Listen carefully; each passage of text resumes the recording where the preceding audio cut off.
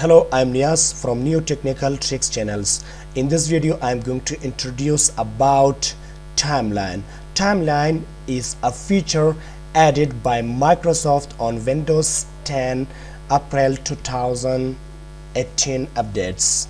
With timeline, you can track the document and web page you have working on earlier today, last week and months ago. You can organize them into a collection of the document. You can quickly open and pick up where you left off. For example, I remember I was working on webpage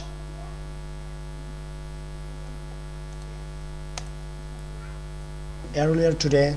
Okay, I opened the timeline to get back the file, and here it is. Okay, you can open the timeline from two ways. First, you can click on the task view.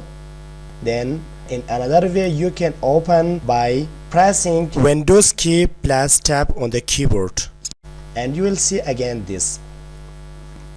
If you want to find something, you can search by the help of this dialog box. Okay, right, for example, wallpaper. Yeah, for example, this is. If I click on open, it will be open on the desktop.